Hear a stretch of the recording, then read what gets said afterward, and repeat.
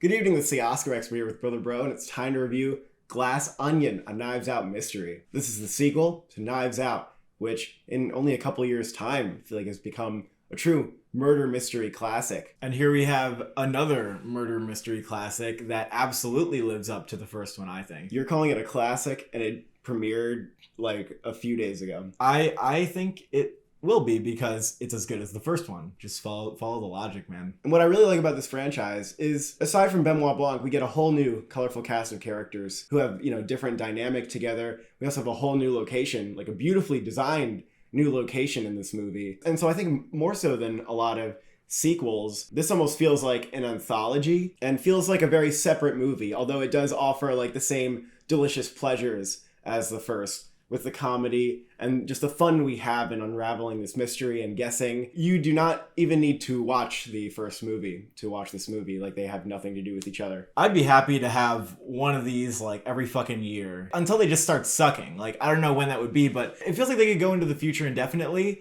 And I think that just speaks to the freshness of Glass Onion. And I also just feel like there's a giddiness that Rian Johnson has making these stories. Like, he really loves him. Like, he loves his character, Benoit Blanc. He likes writing all these quirky personalities, and he loves weaving together a mystery for the audience. Like, it's like making a maze or making a puzzle. Yeah. It feels like it was made because Rian Johnson had such a great time making the first one and wanted to do more. It does not feel like this movie was ordered to be made. I think we come to love Benoit Blanc even more in this film because what's clear is that he represents the audience's desire to have a good mystery. He's like us trying to figure out a puzzle. He's constantly looking for these clues, which represents the position that we're all in. And that's where the joy in this film comes from. Just trying to get a step ahead of what it's going on in this film. And what's also preserved from the first one into the sequel is that we're taken in directions throughout the story that feel unexpected. We're always on our toes, and the mystery almost always feels like it's being subverted in some way. Like, we think we're solving one puzzle, but then we're actually solving a different puzzle. It was constantly taking me in a direction that I did not expect. There are some people who were like, I figured out who did it early on, and it's like, even if you were able to tell who did it, there is a lot to this story that you still like have no idea. Because the thing I love about these movies is that you care how it was done. Sometimes you know what happened, but you don't know how or why. What are the motivations? And based on what we know, like, how is that possible? This just doesn't make sense yet. So we have to fill in the gaps. Sometimes it gives you like the end point and you have to fill in the rest. A lot of this movie is you sitting back and letting the movie reveal itself to you. Yeah. Like, the movie is just a big ball of yarn, and as it goes on, it just untangles itself. And that's like what the movie is. Yeah, it's very much an explain-a-thon. And at some point I was like, okay, well, just take the wheel because I don't know what's happening, but this character is going to explain what's happening. And I'm hungry, I'm thirsting to know. So just go ahead and take it away. I think maybe there's like a little bit of a downside to that because I'm kind of letting the film take me where it wants to go. Like, I'm kind of on an amusement park ride. I'm not quite the detective anymore. And it is very complicated. Like, this is a more complex web than Knives Out. I mean, you will get it in the end, but it takes more time to explain it to you because of how long it is. Like, literally the second half of this movie is entirely like an explanation. And in some way, like, I guess I don't love that, because if all you're doing is explaining, like, maybe there could have been more exploring to do character-wise or something.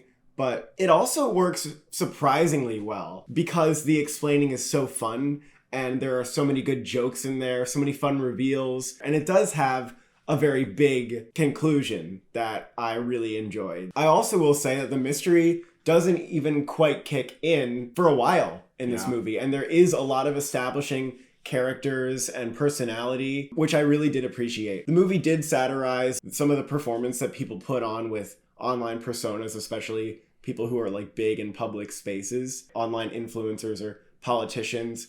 And I loved the moment where it deconstructs this title that they give themselves, the Disruptors. I thought that was like a brilliant moment. I actually thought that maybe the movie even had an opportunity to dive into that more. I'm glad that this film also continued from Knives Out 1, the sort of social commentary. I think there's a really scathing look at billionaires. I really like what it was saying, and there's a really great metaphor at the heart of the film. The mansion in this film looks incredible. And there's all kinds of props that feel like thematically significant. Everything is just interesting to look at. I think they deserve an Oscar nomination for this production design. It was outstanding. The ensemble is extremely fun, just like in the first film. I would have liked to see more of Leslie Odom Jr. in this. I felt like he was a little bit underutilized. I wouldn't say that about anybody else who has a big name in this.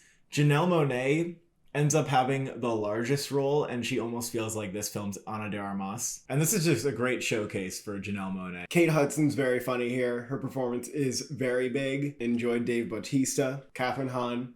Edward Norton I thought was a huge standout. Definitely one of the top performances in here for me. And actually, like, my favorite performance in this movie was Daniel Craig. I feel like he has sunk in even deeper to this character. I just love how his accent and his whole like demeanor is so cartoonish, but it's just very funny, like, to put that cartoon guy, like, who just really wants to be a detective and is great at it, like, in a situation with other people. And there are moments that I love where he comes across as like awkward, and he puts on this funny blue and white striped swimsuit and just kind of walks around on the edge and like isn't really that social. It made him like a little bit adorable. But then, you know, he goes into detective mode and he really like brightens up. And his character feels like he has a lot of heart. Like, he's emotionally invested in the mysteries that he's investigating and wants to do the right thing with. Also really liked the score from Nathan Johnson here. The only bone to pick kind of goes along with the explain-a-thon nitpick, that in the end, I was just a little bit exhausted. I was really riding high on this film throughout, but then towards the end, I did feel my spirit drop just a little bit. And I felt like because a lot of things were explained, there wasn't that much to mull over in the end. It was like, oh yeah, these pieces fit pretty well together. Yeah, like it gave the movie to me. And I enjoyed like eating out of its hand. Yeah.